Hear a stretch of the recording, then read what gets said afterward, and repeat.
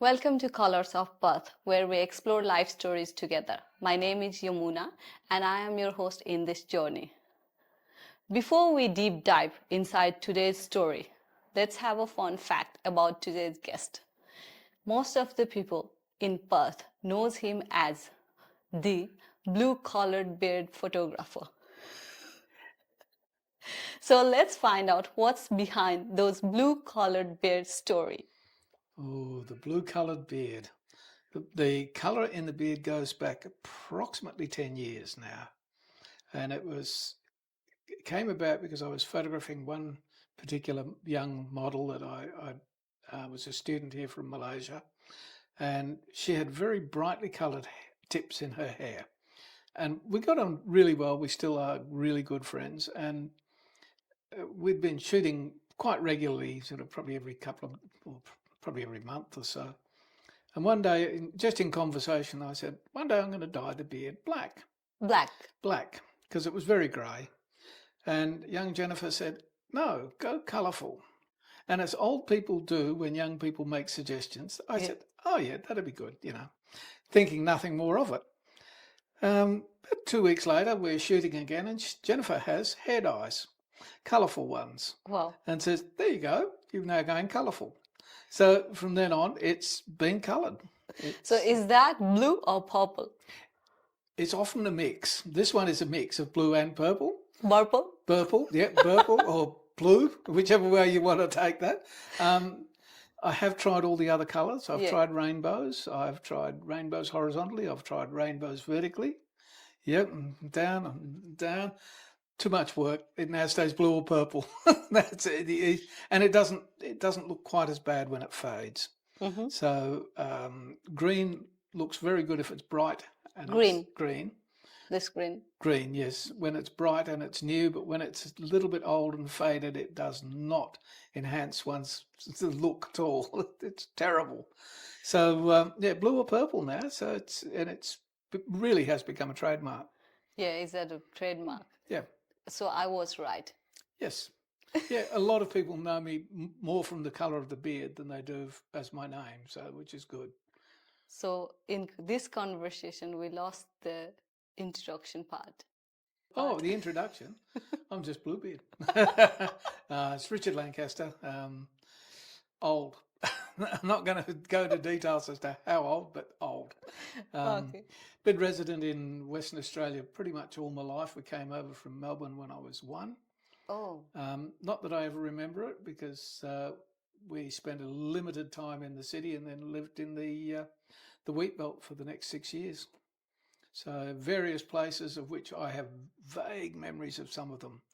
I remember getting, when we got the first refrigerator, which was kerosene powered, and Mum making ice cream, which was very good. I also remember cooling down in sheep troughs at night when it was 45 degrees in the water bag. I remember going to school in a 2-room school, no running water. Okay. The schools, there's a thing in Australia called a water bag, which is older people will know what they are. Young people have no idea, but we do have something like the water pouch nowadays. Yeah, this is a Hessian bag that you fill up with water, and the water seeps through the Hessian, and because it evaporates, it cools, and it keeps quite cool. So the school had very large ones of these hung up outside, which were filled up from the water tank. Okay. And that was the water you drank. Is that the cold water you drink? Well, it was cool. It wouldn't never say it was cold, and it always had a slight taste of Hessian. What is Hessian? Basically, like a hemp bag. Okay. Yeah, so the old-fashioned wheat bags sort of thing, but slightly finer weave. So always had a slight taste. I feel like I'm going to have a time travel. I will find an article on them for you one day and show it to you. But yeah, it was an interesting childhood. As I said, we left basically when as I turned 6, we moved back down to Perth. So I don't have a lot of memories of it, but I do have some. So you call Melbourne as a home or Perth as home? I've moved around so much I don't really call anywhere home. I seriously don't. at the moment, the house I'm living in is the longest I've ever stayed in one place, and that's 20 years. Right. So before that, as I said, I've lived lots and lots of different places. Perth as a city is probably home, but I prefer the country. But it's too far from all the good things in life. So, But I think even in country there are lots of good things. Yeah, there's not as many photographic opportunities for the sort of photography that I do. So you're very limited. Experiences. Take us back to your childhood. How different is it your childhood and the Chalk and cheese nowadays. It really is. I grew up and we played outside. I don't ever remember being told too much about the old stranger danger or things like that.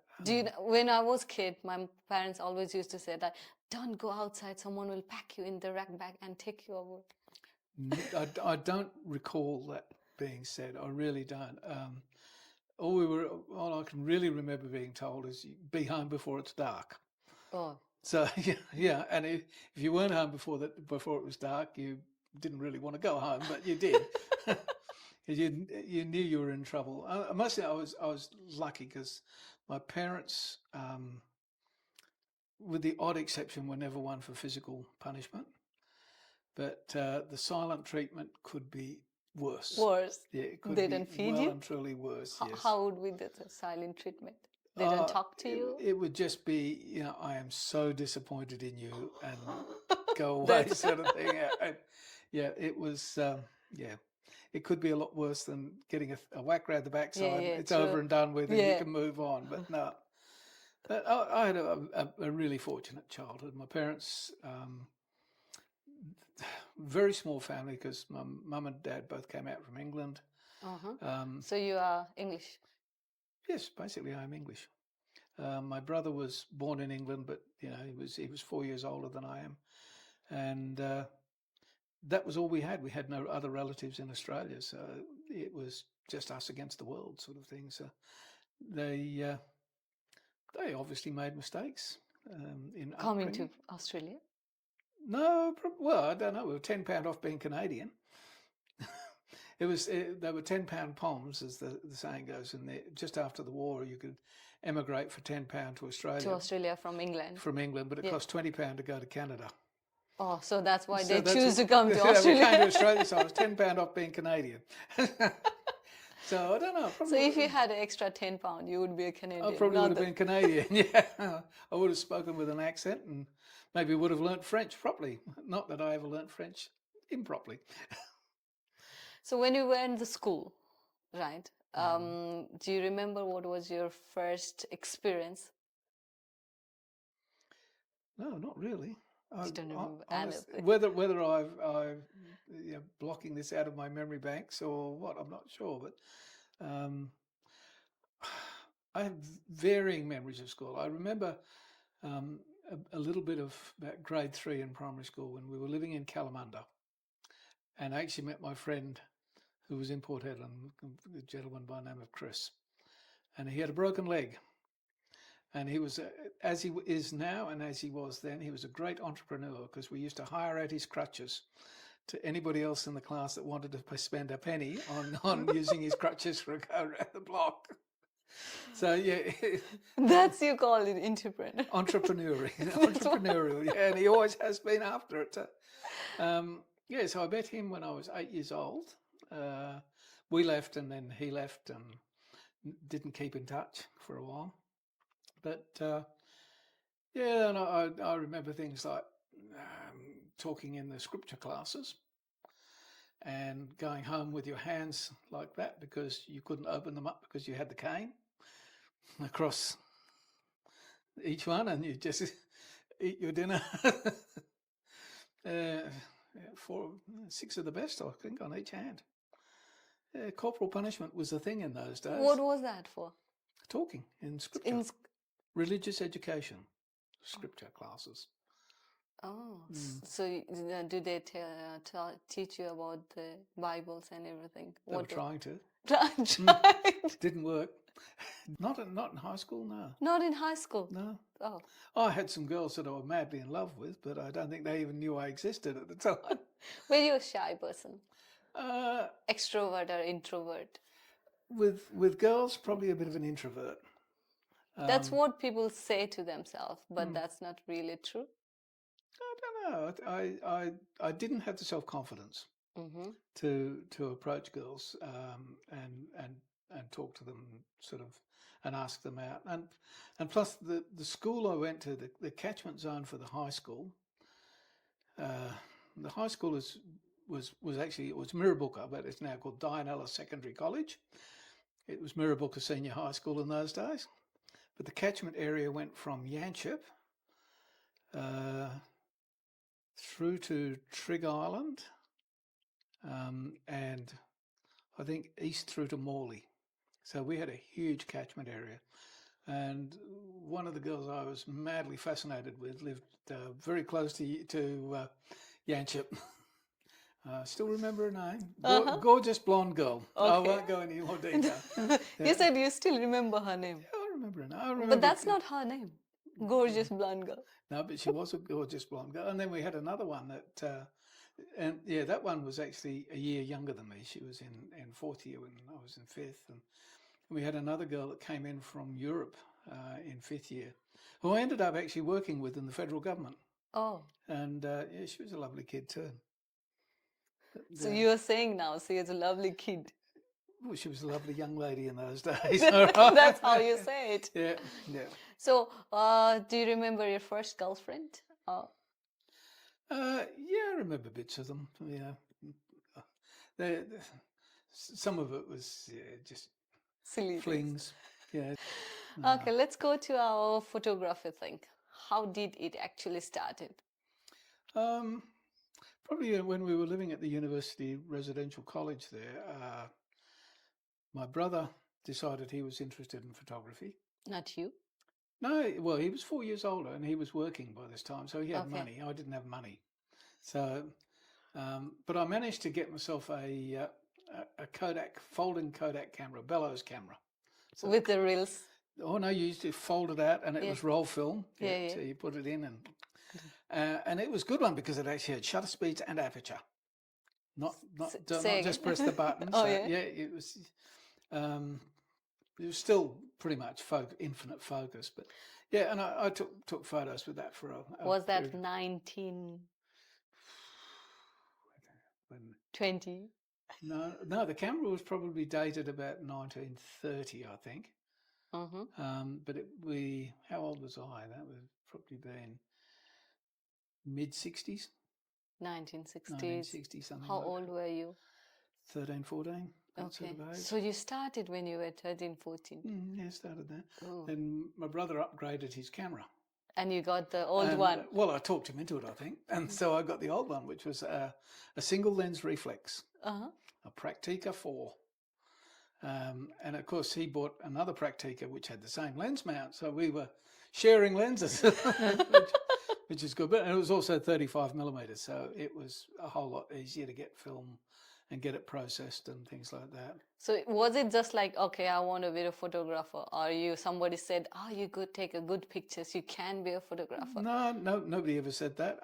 I looked at, in those days, there was a magazine called Life, Life magazine, which is long since disappeared. But Life magazine was full of reportage type photography. So people that did told stories through their photography. So you had the likes of, Eugene Smith is one that I really remember. Robert Capa was one that was in there. There was, I can't remember the female photographers, but there were a couple of them as well. And their images were just so moving. The stories were just so moving. It was like the best of four corners nowadays, where that actually told you something and made you think. Yeah. And I always had a dream of trying to do something like that. Never came true. No, made other choices that were not the right choices. So before you start photography, did you try something else? Like music, sports? I played a little bit of football, but I wasn't terribly good at it. Number one, because I've worn glasses my entire life, so yeah. my eye-hand coordination has never been brilliant. And you can't really run and play football with glasses on, and you Glasses, can't true. really see if you take them off. So I did And- try. I tried cricket as well, but I didn't like the idea of being hit with that red thing coming at 100 miles an hour. So no, again, when we were at the university college, I used to be a coxswain for the university rowing club. Mhm. So yeah, I used to drive, rowing 8s and 4s and pairs full of very large university students up the river. And, So you end up with the photography at the end. no, various things before I grew up and grew out of everything else. So yeah, it was. The photography hung around for quite a period of time. Once I left school, it was get a job basically because I didn't know what I wanted to do anyway. I don't think that most of the people knows what they really want to do. Nobody knows what they want to do when they grow up. Nobody wants to grow up and find out. And Mum and Dad sort of said, well, look, if you want to go to uni, we can't afford it. You have to get a Job. part-time job Yeah. to pay for it. And I thought, well, rather than that, I'll just get a full-time job and hopefully get a traineeship or an apprenticeship or a cadetship. And I applied for numerous positions, mainly with the government, because in those days the government was employing people. And I found out I didn't have the aptitude to be an electrician. They told me that. I did the aptitude test and they said, no, you're What not is going to be aptitude test? Basically it's a psychological test, I think, more than To anything. be an electrician. Yeah, to see if you're, cut out for that sort of work. And I So wasn't. do they ask, do you want to cut a red wire or the Something similar to that, I think. I can't really remember. I don't know whether I put a lot of effort into it either, but I ended up getting accepted as a trainee draftsman, cartographic survey draftsman with that time the Department of Civil Aviation. So the traineeship was 4 years, and they would keep you on for 4 years as long as you kept passing the exams at the end of each year, and then they would give you a full-time job draftsman's position there, and then you went up through the chain of command and through the. So I did the 4 years, and I actually managed to pass every year, which wasn't too bad. So you were a brilliant student. No, I was just lucky, I think. I wasn't terribly good at applying myself to studying at any time, so but I managed to pass. Go back to our photography stories, right? So tell me more about those things. How did it started? When was your first shoot? I got the single lens reflex camera, and brother and I joined a couple of camera clubs or a camera club, and he left, and I sort of stayed with that one for a while, and then I found another camera club that was run by the university or people from the University of WA, and it was full of people who had some really avant-garde ideas. They weren't your typical suburban camera club. Here's a photo of me in Venice, and here's a photo of a palm tree, and here is a photo of a flower. These people were taking photos of girls and Ooh. interesting things. So I went along to that, and I met people in that who had studios at the back of their house, and yeah, it was brilliant. We were photographing. What models. age was you? 18, 19. Cool. So we were photographing art nude models. Oh, from the age of 18. Yeah, from the age of 18. You could only do it in winter because the lighting was incandescents. But it would be hard for a model to do in winter. it was perfect for the models because you end up with probably 10 lights that are all punching out 500 watts of power. Oh, what makes it warm? It makes it warm. In summer, it would have cooked everybody. True. So we took a lot of competition work with the camera club, and yeah, it was good fun. Let's again start your introduction. So you are a photographer. I want a detailed introduction. I am a. No, I'm not. That's the thing is, I'm not a photographer. What are you? I am an enthusiastic amateur who likes taking photos. What's the difference? Chris is a photographer, Chris Hussard. Yeah. He makes a living out of it. Okay. I've never made a full-time living out of photography. So you're not a photographer? Not not as in the full terminology of a professional photographer, no. Okay. Definition of a professional photographer, somebody who earns primary income comes from taking photographs. Okay. So I'm not. So what are you? An enthusiastic amateur that hopefully is getting better each time he takes a photo.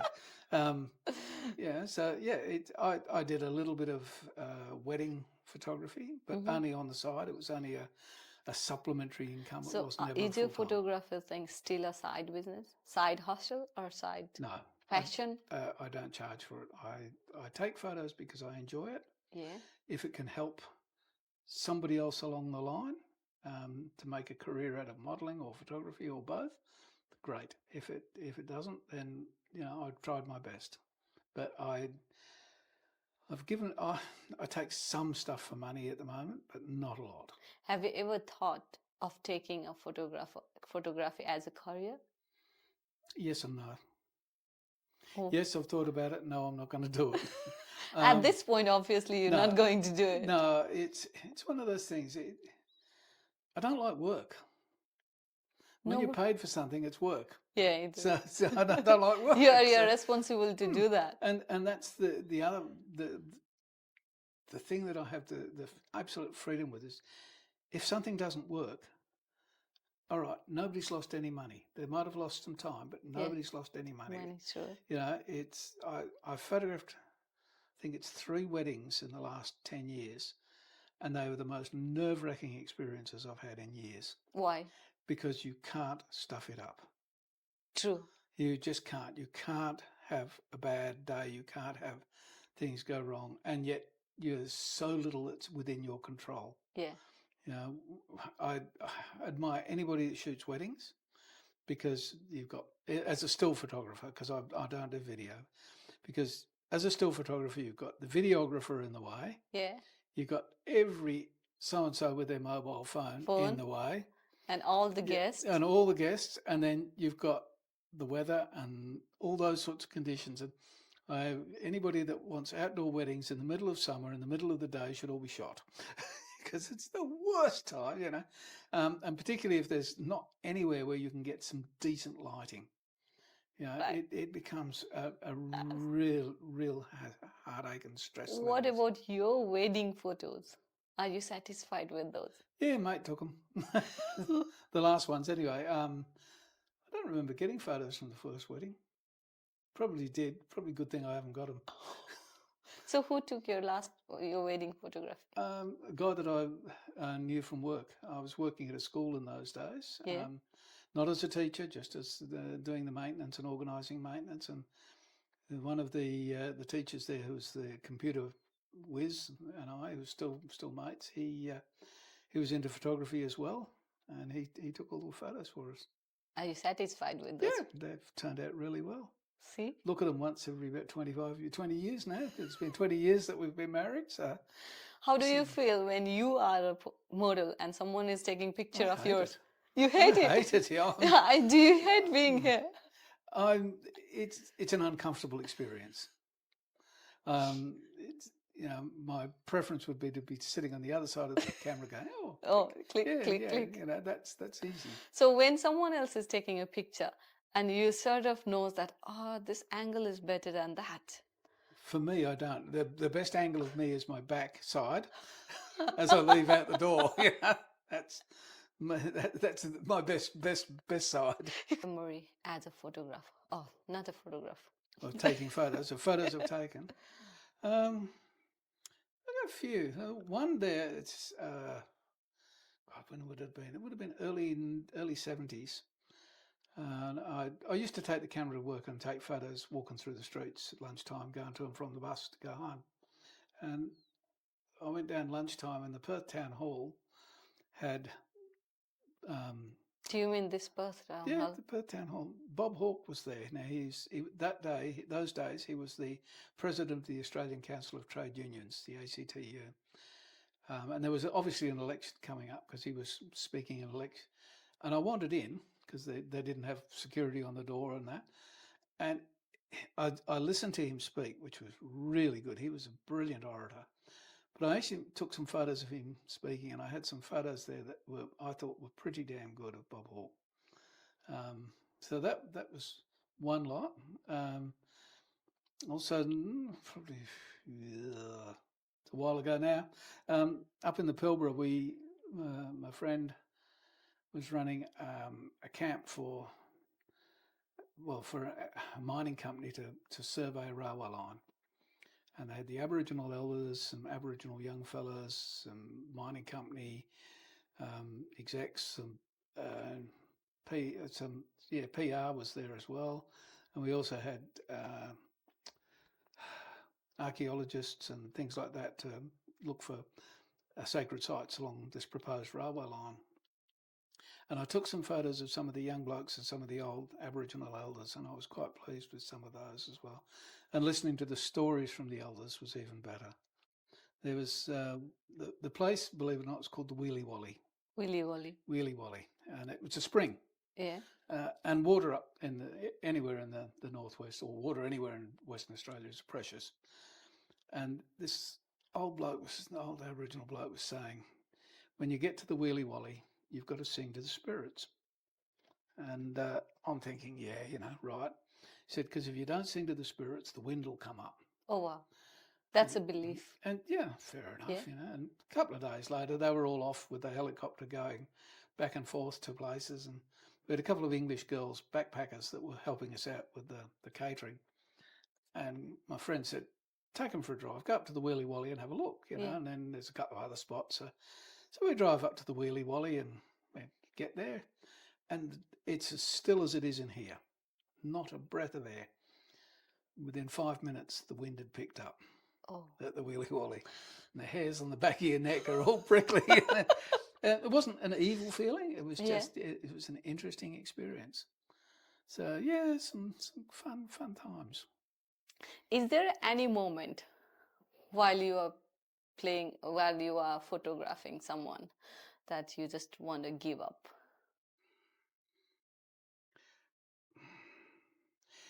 I've had some people that I can't photograph. You can't? I just cannot get an image that I'm happy with of them.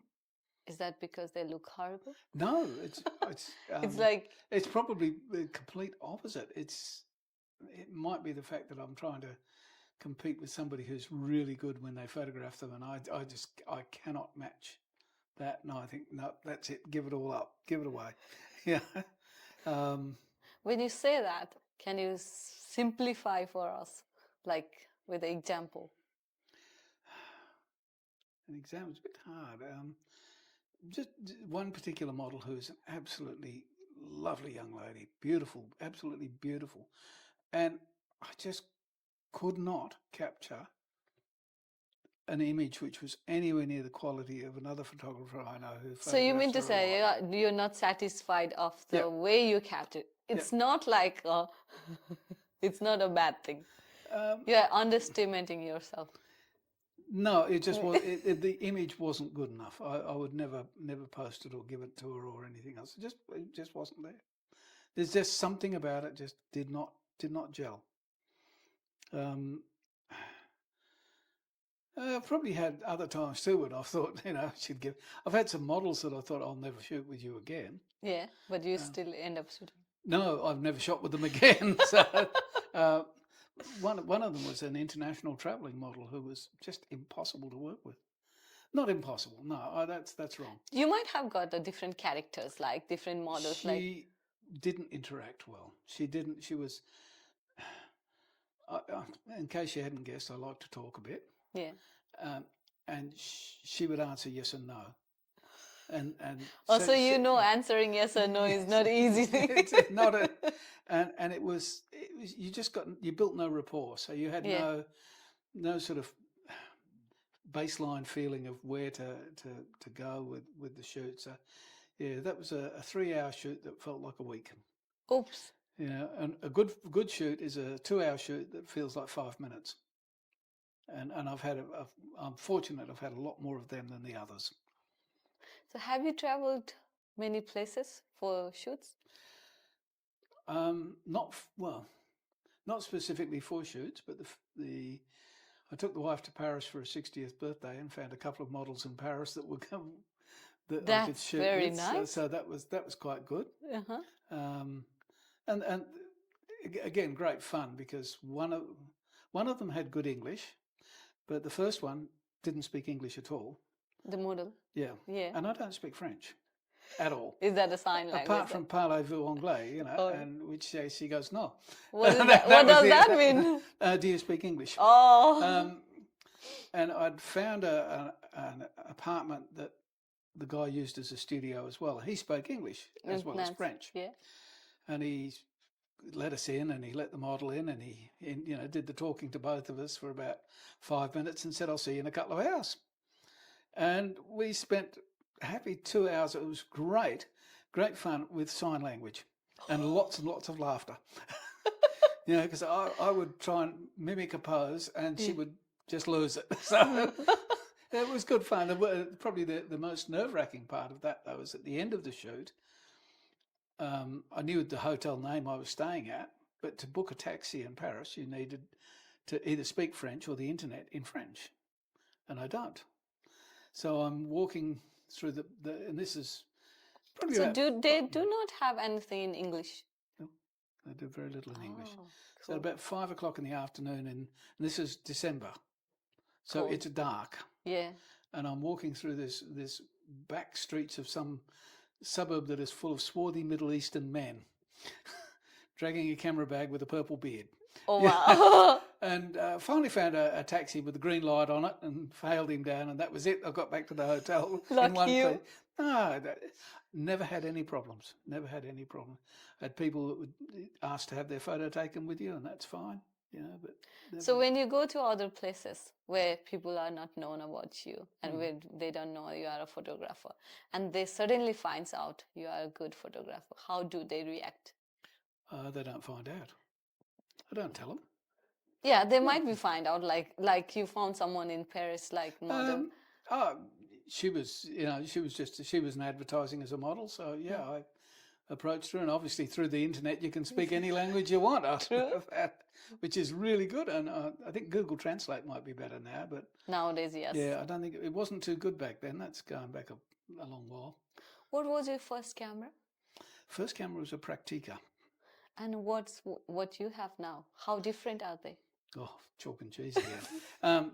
Digital is, I love digital. Anybody that says the nuance of film and all that sort of thing is never spent hours in the dark room. Yeah.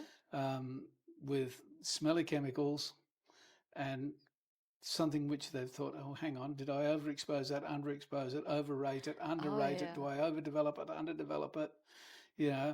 Do I have to bleach it now a bit? Oh, no. Yeah. No, I'd never go back to film. When it changed from reels to this new technology, right, digital, how scared were you? Not at all, actually. You were happy? Yeah, I was happy. I'd got rid of most of my film cameras well before digital came in. I'd had a long break. In between? Yeah, first wife didn't like it, so it didn't help. So yeah, I'd gone from high-end film cameras, shooting into large format, 2.25 square, half plate, 5x4 aerial cameras. I shot stuff for the government. Back when we went from Department of Civil Aviation to Department of Transport, and then we were looking after lighthouses and things like that, and photographed them putting helicopters on the back of some of the ships. Is there anything remaining to shoot? It was fun. It was fun. I got on well with the director of the department, and he would ask for me to go with him to shoot stuff, to photograph stuff. So yeah, and nobody could say anything about it because he was the boss of the bosses. So digital came sort of affordable. I bought my first one, and Canon were the market. Well, they were the leaders at the time. So I bought Canon, and because I bought Canon and some Canon lenses, I've stuck with Canon ever since. So yeah, I now run an R5 and a 5D SR and an old 5D Mark IV. Do you think it's the best brand for cameras? I don't think it matters. So what do you think? The camera matters, lens matter, or the creativity? Creativity. Whoever sees what you see through it. I know people that turn out great images on crop sensors with kit lenses because they take the time and they've got the eye. Everyone got the eye. Yeah, but they've got an eye for detail and they've got an eye for composition. I know people that have got all the latest gear and their images, crap, excuse the expression, but they're not what I would call even good amateur images. They're just images. They're just images. Yeah.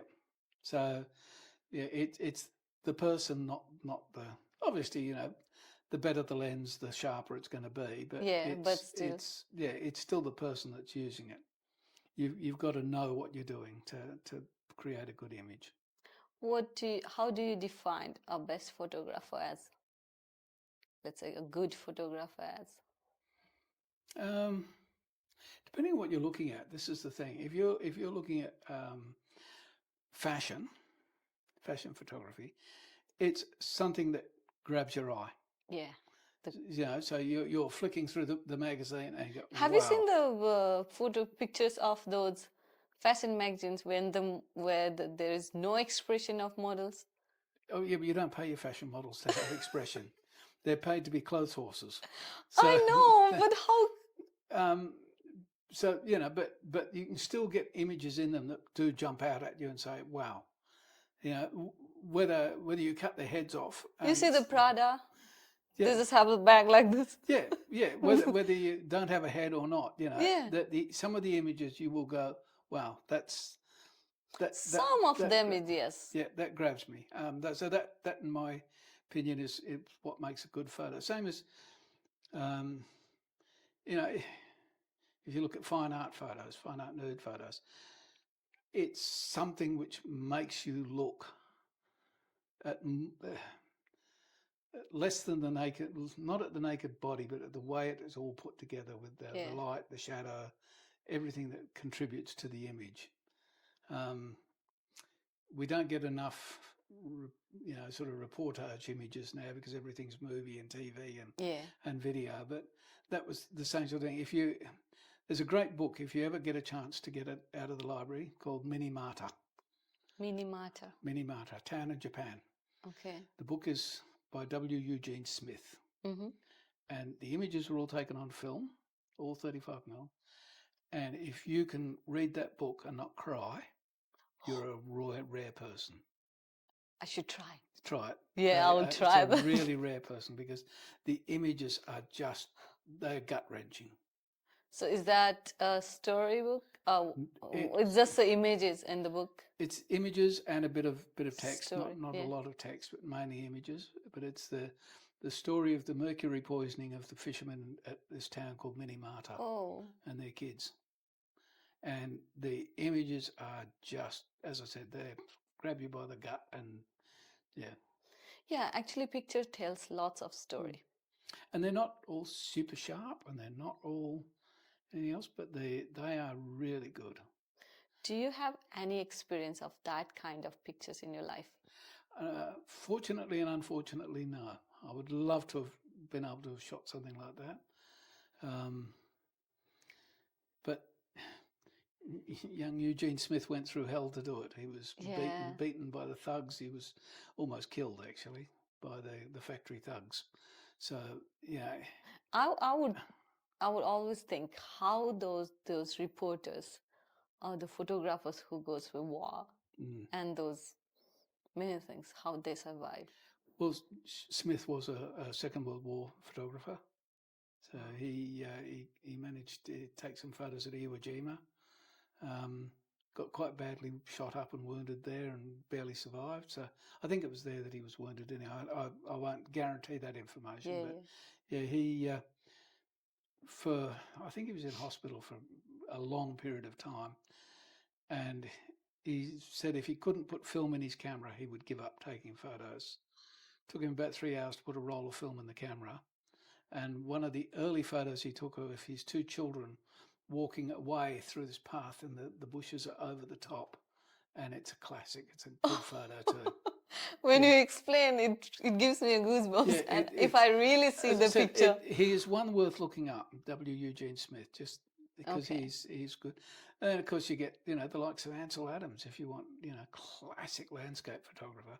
Ansel is just, he is the bee's knees of landscape. Yeah, he really is. How many types of photography are there?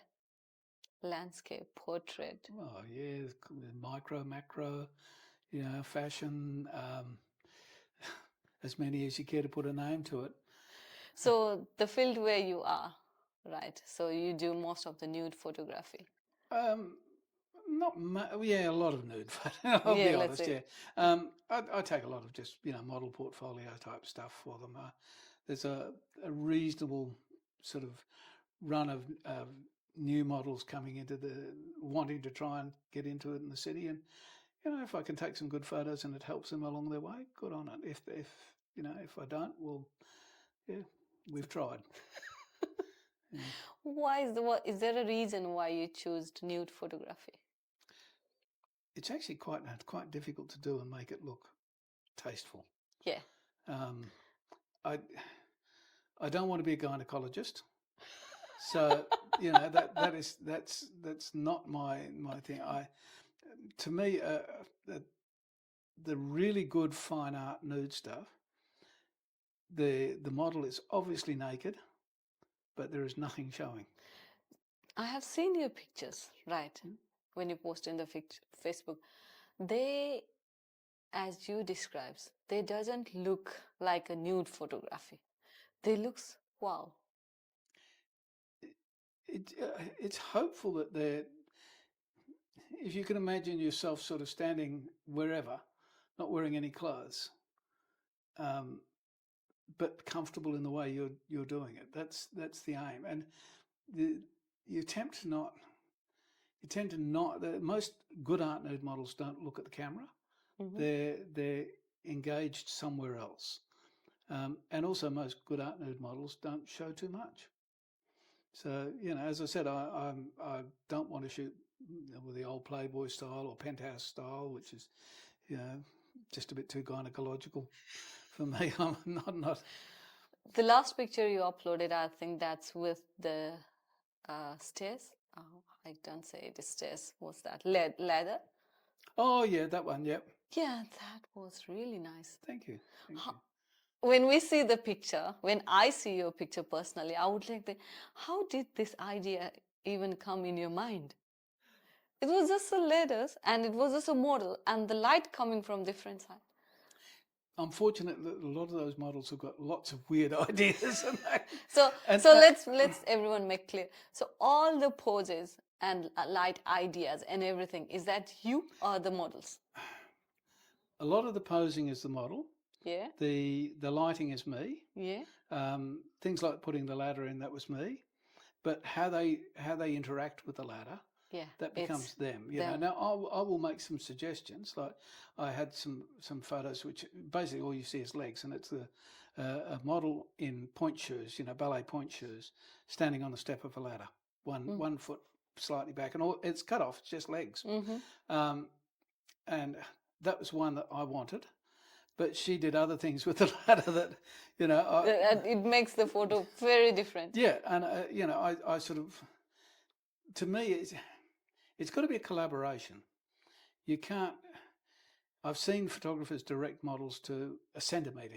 Now move your hand in 1 centimetre. No, that's too far. Go back a bit. And Does that make difference? Well, I don't think it does. 1 centimetre. Yes, I don't think it does. But the only thing I find that sort of direction does is gets the model tense, because they're never sure whether they're right. I tend to try and let it flow. I rather like, we have a ladder. This is my idea. I'd like to shoot this. What do you reckon? And they'll go, oh yeah, we can do that. But what about we do bang, bang, bang, bang, bang? Yeah. And then you get their input, and they're relaxed, and they're enjoying it because it's their photo shoot as well as yours. Not just only not yours. just me. It's not true. just. I want you to stand there and look beautiful, and that's it. It becomes what they want to do, and good art nude models know where they look the best. Yeah. And they look for light, and they look for lighting situations, and they, if you're shooting an available light, they say, look, if I lay here like this looks, and 9 times out of 10 they're right. They have more Yeah. knowledge than. Well, most of the good travelling ones are probably modelled for 10 to 12 years. Oh, yeah. So, and they're doing this 5 days a week or 4 days a week. Yeah, they know, You know, most of the things. they can see most of this sort of thing, and They and can imagine. Yeah, you know, and I'm first to admit I don't have all the ideas. I don't have all the answers to anything anymore. I have more questions than answers, I think. But so, you know, you use these people's abilities and their knowledge and that. And, you know, as I said, it's got to be a collaboration. Most things in life are a collaboration. You can't go through life as a single person without interacting with somebody else. Big smile. Oh, that was a great picture. How do you feel? I feel pretty good. Again, particularly with some of the travelling ones, and I did the trip to New Zealand, which was organised by a travelling art nude model, and 2 other travelling art nude models were with her. And I got back to Perth, and I'd had COVID, so I could edit forever. So I edited a few, and I Dropboxed them, and I sent them the link. Oh, yeah. And they posted them up quite quickly. And I must admit, I was quite pleased with that, you know. Yes. That's mine, yes, you know. And so there's some other brilliant images from the other photographers too. So, but yeah, I was quite pleased that I you know, that they were quite happy with, obviously happy enough to post them. So and that does help, you know, when they. I really feel every image you take is like brilliant. Oh no. Yes. No, they're not. I look at some and think, what the hell was I thinking? You know. But yeah, and I look at some and think, well, I could reshoot that and improve it. Okay. Did you ever had when you were shooting and something went wrong and nothing captured and you have to reshoot it? Is there any moment out of focus or not just out of lost focus, but I had this was years ago, and I was shooting weddings for another photographer, and I had a camera die, and so it was a matter of taking film out of one, putting it into the other, because I always had 2 cameras. Yeah. But you would take the colour film out of the good camera and put the black and white in, and shoot all the black and white, and then wind it back not too far so it didn't disappear into the cassette. And then remember how many you had to wind it on to keep going, because you didn't have that much film. You know, most of the weddings we shot, if it was a big wedding, you might get 15 rolls of black and white. If it was and 3 or 4 rolls of colour. If it was a small wedding, it was 10 and through, and that's 36 exposures rolls. So that was a panic time. But I was young. I didn't stress as much. Now I more confident when you were wrong. But see, now I always have 2 cameras, always. Just for backup. Yep, one as a backup. Do you ever have an experience that you lost something? Yeah, like I lost all the images off a hard drive once, but fortunately recovered them. Took a long time, but recovered. Yeah. Scary situations. Yeah, and I did have I went to a photo shoot once. Had my daughter was with me. She was interested in photography at the time, and we went to shoot this other young model, and I got there and I had all my gear, no batteries in the camera. Oh, wow. And the batteries my daughter had, because she had one of my older cameras, didn't fit. So I shot everything with a crop sensor camera. Yeah. That's how we learn. So have you ever done a charity show? I used to shoot with the Homeless Connect, which unfortunately they haven't run for a couple of years since COVID, I think. Oh. But they used to be good fun. That was just, you know, take photos of homeless people, and they'd print them out on the spot, and they could take them with them. And yeah, you had some interesting characters that you met there. But I always want to do something like the homeless stories, how they end up being homeless. Yeah, it doesn't help with the way the government runs lots of things, and it really is quite terrible in a country as rich as Australia that we have anybody that's homeless. We shouldn't have anybody that lives in poverty or is homeless in this country. Let's leave those matters to government. Yeah, we can't do anything. That's the problem, is that we've left it to government, and they're the ones that have all persuasions that have put us in this manure. True again. Yeah. Sorry, so end of the story, right? Let's try to end the thing. He dies. No. That's it. He dies. Are you happy with this? Whatever you're doing in your life? as a photographer? As a photographer, not too bad. Yeah, not too So bad. if you want to suggest someone who is trying to be a photographer, what would be the suggestion? Depending on what they want to photograph. So let's say someone wants to start a career in photograph. What's the first step? Find somebody that will mentor you. Do you think that find me? Yeah. Are you going to say that find me? I'll try and help anybody I can. Yeah. But find someone preferably somebody who's in the field of what you want to do. So if you want to be a wedding photographer, don't go to somebody that photographs art nude or still life or landscapes and say, I want to be mentored. If anyone had to start career in photography, what would be the first step? Would be to find someone to mentor you in the field that you're interested in. How do I find? Well, I would have said in the old days it would have been the yellow pages, but now you Google, Google photographers, Google wedding. If it's wedding photography, Google wedding photographers. Look at Facebook and wedding photographers, or any of the social media for anybody that is producing images that you like in a field that you like, and then approach them.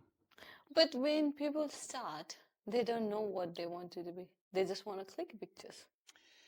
Yeah, then really you have to start looking at what is around in photography, to decide what sort of photography you want to do. And if you want to make a living at it, then you have to do something which is commercial. So wedding photography is a good one. Events, I believe, isn't bad. Headshots is not too bad. Landscape is not going to make you a lot of money as a photographer unless you're incredibly good. Fine art photography is not going to. Fashion, depending on where you're living, depends on whether you'll make a living as a photographer. But if you're in Western Australia, probably don't even think about it because there's not a vast amount of demand for it here. Sort of most of the high-end fashion stuff is shot in the eastern states or in New York, Milan, and places like that. So you're really struggling if you're going to try and do fashion. So pick what you want to do, and then find somebody that is in that field, or people that are in that field, and see whether they will mentor you. Do you think that photography could be a career? Yeah, I think it can still be a career. I think it's not as easy as it used to be because everybody now can go out and buy a high-end digital camera and call themselves a photographer. True.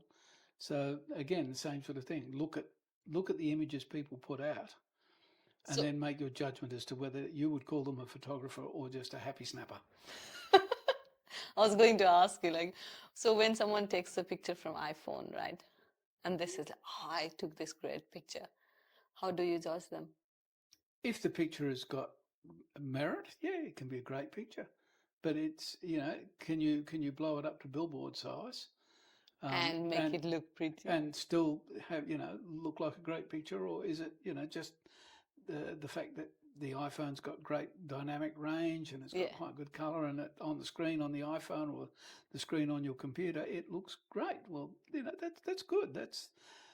That's how life should be. It should be good, but depending on what you want to do with it at the end.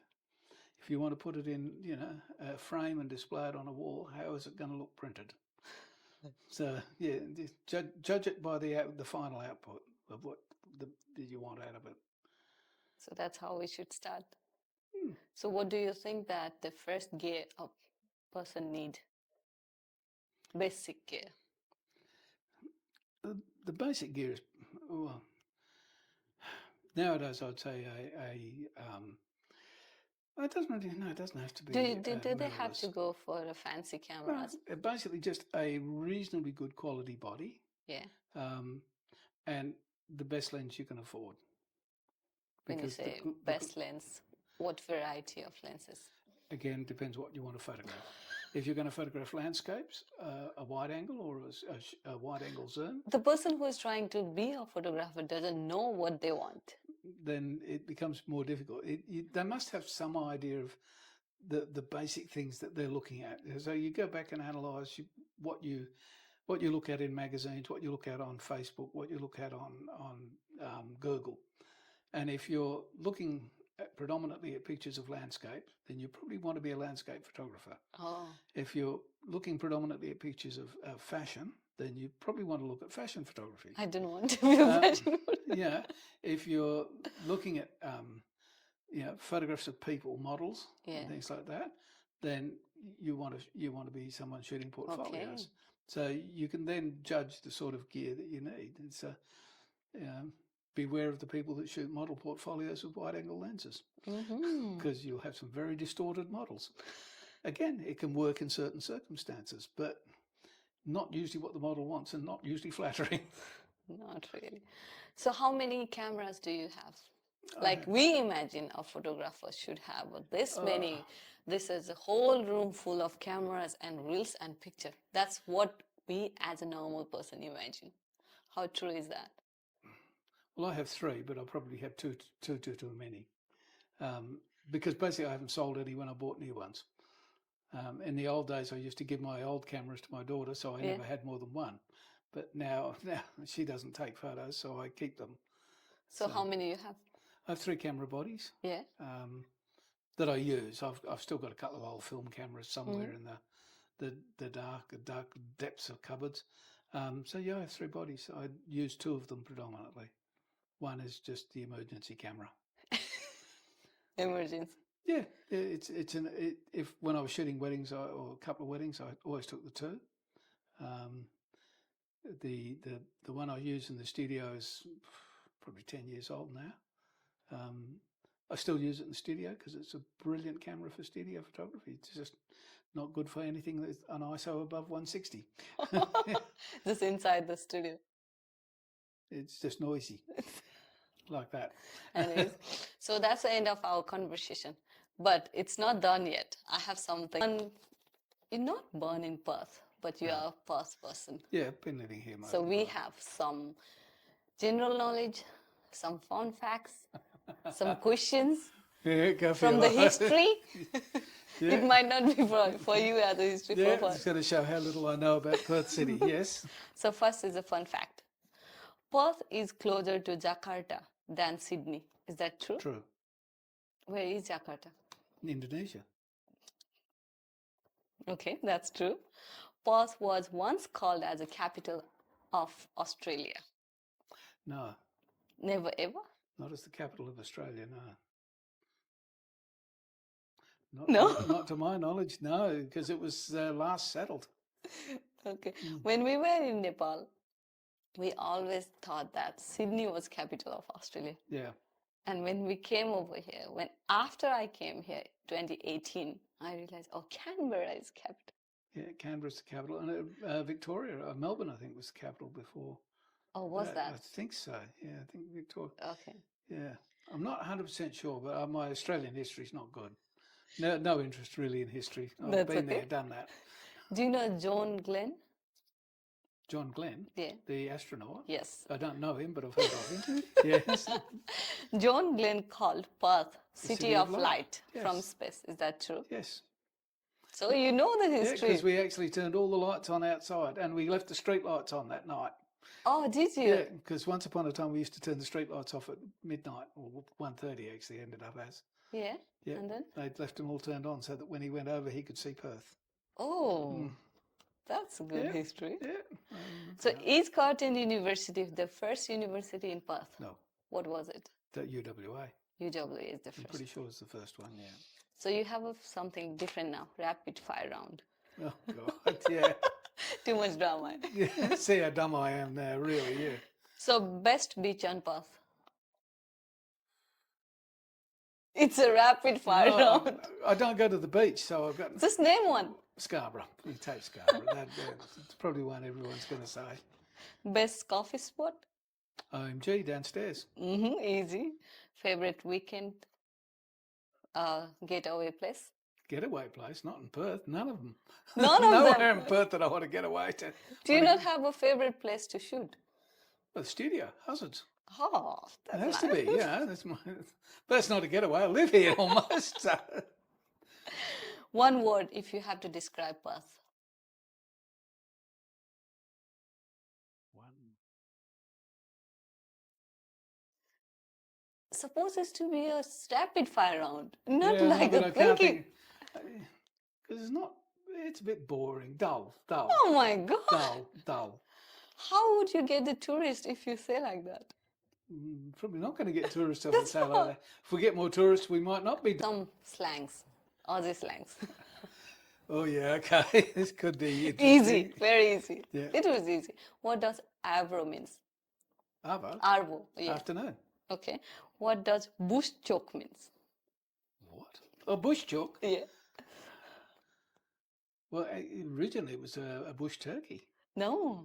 Yeah, what are they calling bush chook then? Bush choke. Yeah, what are they calling bush chook? A can of emu. Oh, yeah, no, see, that's much younger than me. See, a bush chook is a Much. bush turkey. What is it? Yeah, which is a bird about that high, which is quite big when it's got feathers on it, but not much. And they taste quite nice, and they make dents in cars when you hit them at 140 kilometres an hour. So it changed upon the generation? I think there's a bit of a generational thing there. So there's something like Beer, large or small? large. If you have to compare with, It's not a pint, but Yeah. it's just under a pint, I think, from memory. yeah, so under a pint. Yeah. What's servo?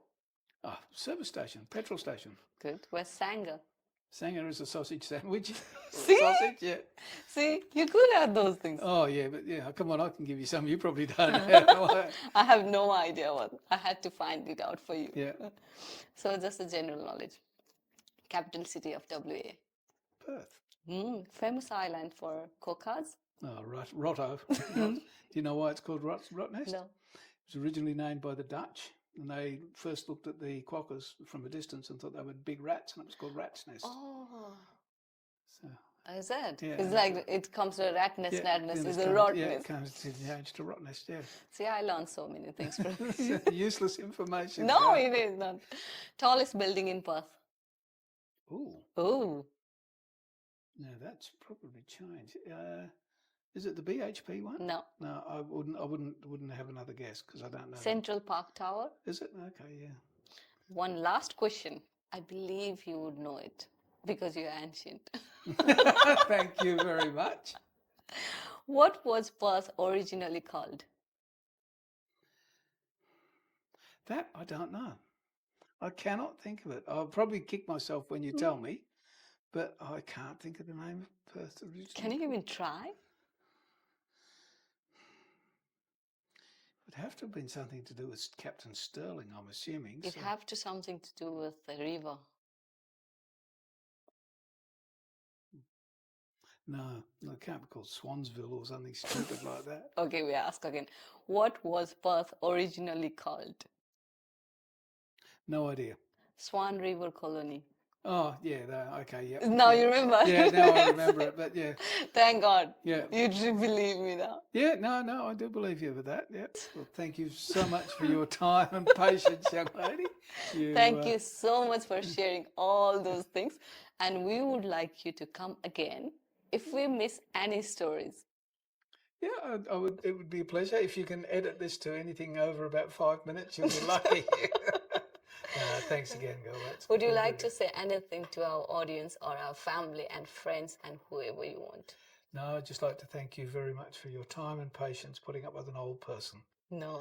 And, It was a wonderful. wonderful experience for myself. You are a wonderful young lady. Thank Can't you kill so those much. things. Thank you.